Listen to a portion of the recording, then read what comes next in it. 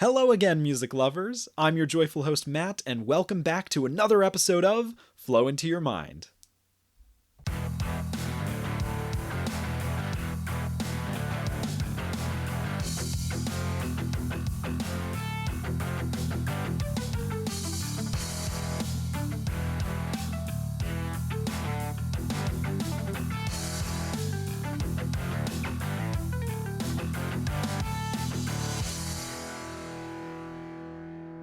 When I first heard this band about a year ago, I felt like I'd struck gold.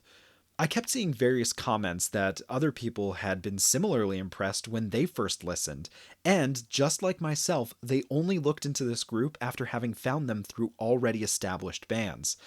Today, I will be telling you all about Borealis, a progressive metal outfit from Ontario, Canada. Apparently, the members were all hanging out underneath the Northern Lights and wanted their band to be called Aurora Borealis, but that name was already taken, so they shortened it to just Borealis. Borealis started in 2005, and at first they kept strictly to an operatic symphonic metal sound, with a desire to sound like the band Nightwish. The initial lineup consisted of Siobhan O'Brien on vocals, Matt Marinelli on guitar, Jamie Smith playing the bass, Sean Dowell on drums, and Sean Werlick on keyboard. They recorded a single demo with this lineup titled Eyes of a Dream in 2006. Borealis played as an opener for a few high-profile bands between 2006 and 2007, including Epica and Camelot. Ooh, hey, check out Camelot if you have the chance. Camelot with a K, awesome band, best in the business. Reminder to myself. Stay on topic. Borealis is the band for today. During these early performances, the promoter said that the crowd's response was beyond positive. He said that it was, quote, the best reaction to an opener that he'd ever heard, end quote. In the summer of 2007, Borealis parted ways with vocalist Siobhan. They opened yet another show for a popular power metal band at the time, Sonata Arctica, before they had found a new singer. So, for that show, guitarist Matt Marinelli supplied the vocals.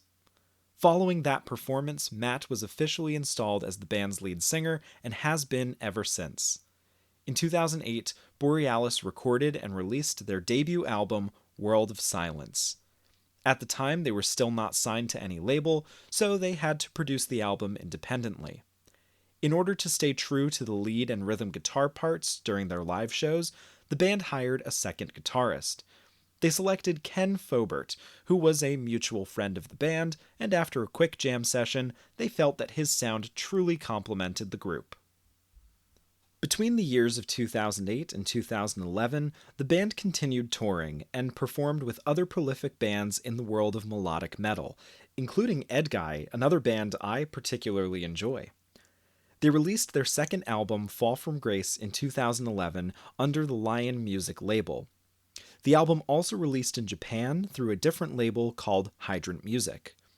Fall from Grace was positively received, and one review remarked that Borealis felt like a band with a writing style far beyond their years.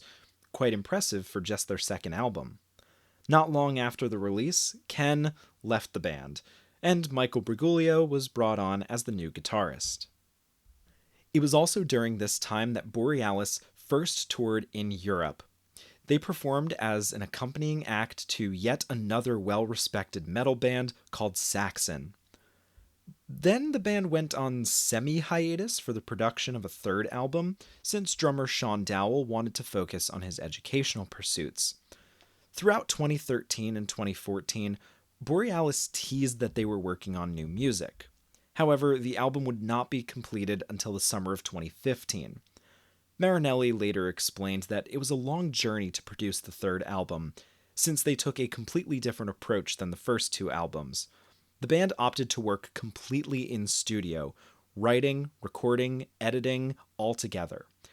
Dowell actually mixed and engineered the sound for the album, so they were not able to do much while he was at school. May 2015. AFM Records announced that they had signed Borealis. The band's third album, titled Purgatory, was released on June 19, 2015.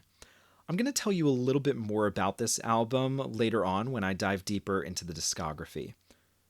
During their promotional tour for Purgatory, Borealis took the chance to tour with Evergrey, a band which they hailed as one of their primary influences. I can only imagine how that would feel to tour with a band that inspired you to start a band. In 2016, an announcement was made that co-founder and bassist Jamie Smith would leave the band to spend more time with his family.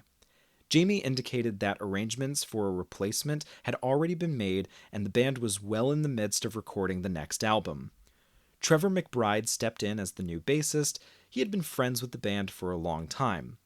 2016 also saw the departure of Michael Bergoglio, but funny enough, Ken Fobert returned to his position as a Borealis guitarist. Invigorated to keep pushing forward, in 2017, the band re-recorded their first and second albums, with revised sound mixing under their new label AFM Records. A fourth studio album from Borealis released on March 23, 2018, titled The Offering, which is also the second record produced and mixed by the band's drummer, now orchestrator, Sean Dowell.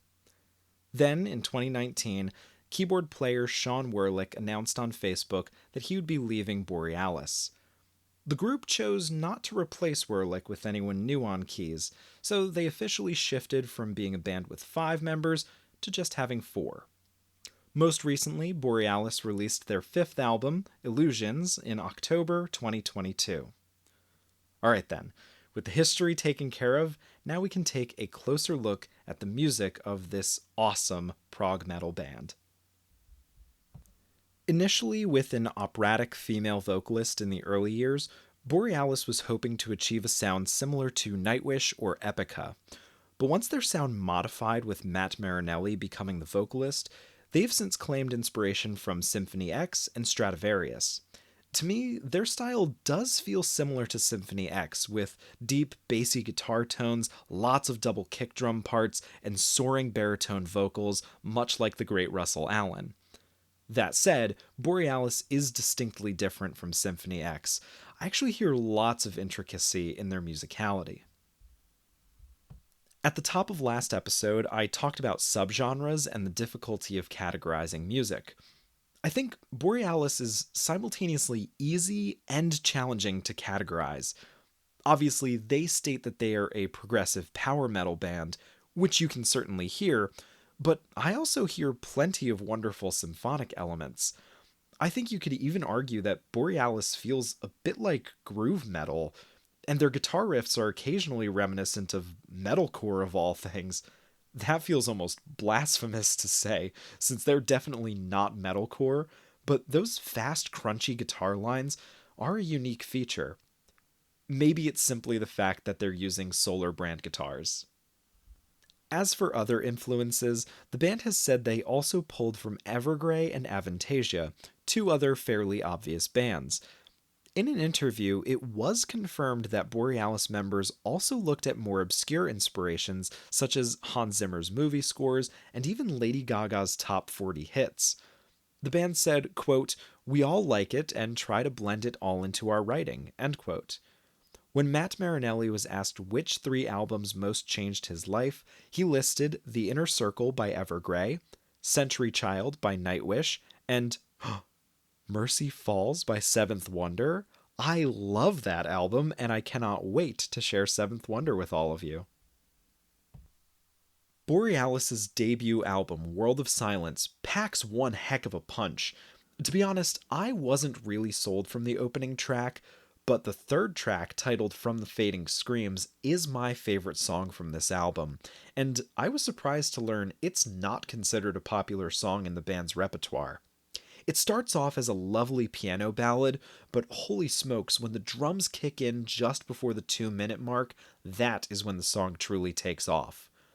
My other standout songs from World of Silence are the title track, World of Silence, The Afterlife, and Black Rose.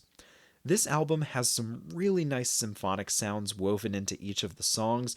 For instance, with Black Rose, I'm quite impressed with the orchestration. And Marinelli's vocal abilities are also very impressive considering he had never sung anything for a metal band prior to this.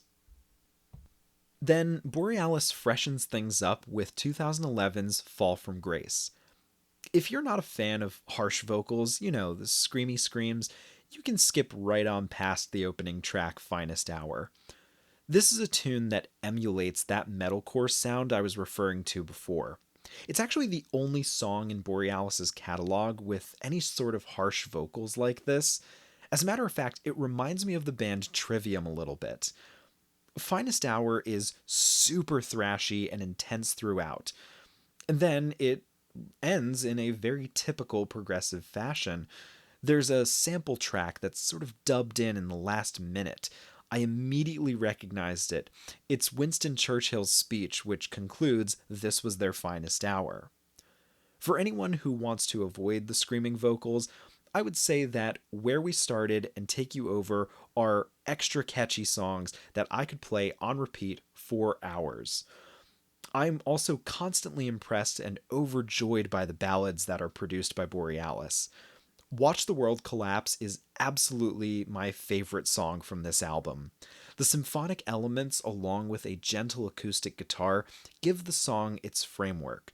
Then there's so much to be said about the clever layering of Marinelli's vocals. Vocal layering, in my opinion, can make or break a power ballad.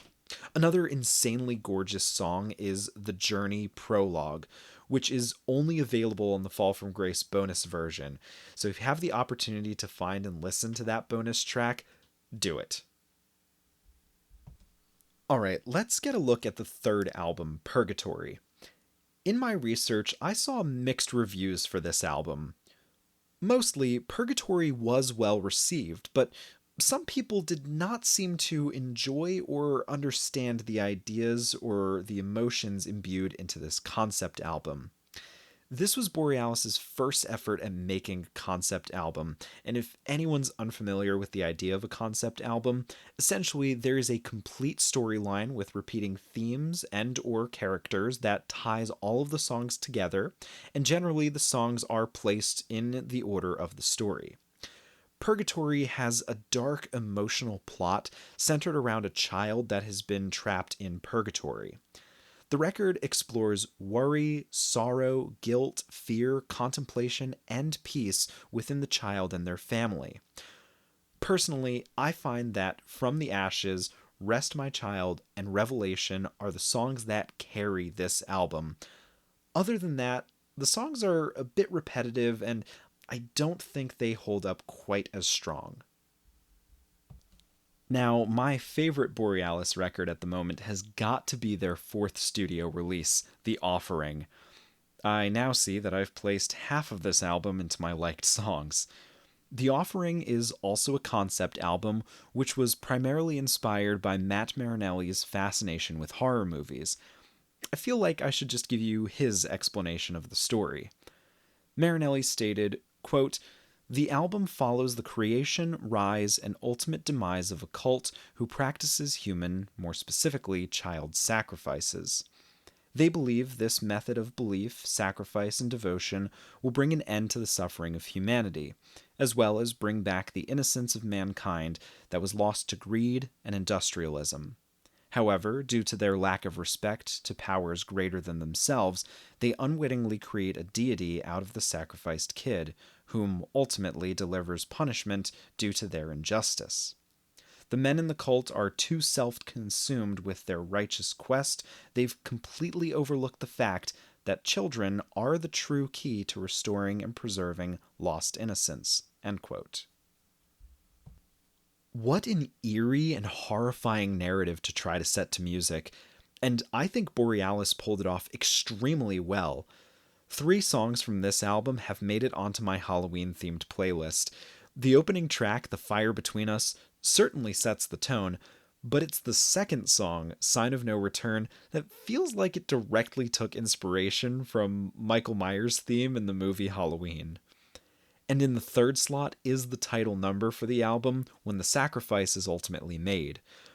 Of this diabolical trinity of songs, I recommend that you should listen deeply to Sign of No Return for its wicked orchestral sections and sinister melodies. Later in this album is yet another epic power ballad from Borealis called The Devil's Hand, which features some remarkable string lines mixed in with the acoustic guitar. Scarlet Angel is definitely the most catchy tune from the album, and it feels similar to a lot of 80s power metal in its structure. And of course, the offering wraps up with a mini symphony called The Ghosts of Innocence, which clocks in at just under 9 minutes. Finally, we have Illusions, a quasi-continuation of the story from The Offering. Now, The Offering may be my favorite album as a whole, but Illusions holds my two favorite Borealis songs. The album has an overture that lasts a little over a minute, and I think you could do without listening to it, but it helps set up the second song. This album has a few standout tracks, from the lovely ballads Burning Tears and Abandon All Hope to the unmistakably progressive metal song Face of Reality. This album kind of captures all the best sides of Borealis' music. Borealis has lots of good songs, but there are two songs from this band that I will encourage the entire world to listen to, even if it kills me. The final song from Illusions, titled The Phantom Silence, is, in my opinion, the most musically complicated Borealis song. It's a soaring track that almost resembles a movie score with various themes developing every couple of minutes, and that's because this song, of course, is 11 minutes long. Now, Ashes Turn to Rain is the second song on the Illusions album. This was the very first song that I heard by Borealis, and it made me want to dive so much deeper into what this band could offer. I could listen to those first 45 seconds of that song over and over and over and over again and get hyped up every single time. Ashes Turn to Rain will always impress, and it will get stuck in your head. If there is any song by Borealis that I will suggest everyone should listen to, it's without a doubt Ashes Turn to Rain. My one and only gripe with Borealis, if any, is that some of the songs tend to get repetitive in sound and style, especially when they're within the same album. Because of this fact, some of the music becomes somewhat forgettable. So, top 3 most memorable and catchy songs by Borealis that will stay with you forever: Ashes Turn to Rain, Watch the World Collapse, and From the Fading Screams. And that wraps up everything you need to know about Borealis. Right now, Borealis has 8,690 monthly listeners on Spotify. So give them a listen, and after you do, come back and tell me what you think. I would love to hear from you. I mentioned a number of other bands during this episode, like Camelot, Sonata Arctica, Epica, Saxon, Symphony X, Stradivarius, and Trivium. Most of these bands are within the genres of symphonic metal, power metal, and progressive metal, so I know most people won't recognize them, but that's okay, because some of them will make appearances in later episodes of Flow Into Your Mind. You can look forward to those future episodes. I know I am. Links to where you can find Borealis are included in the description. Make sure you follow the show, and hey, drop a like and a review if you want to help out. I'd really appreciate it. Until next time, everyone, let that good music flow into your mind.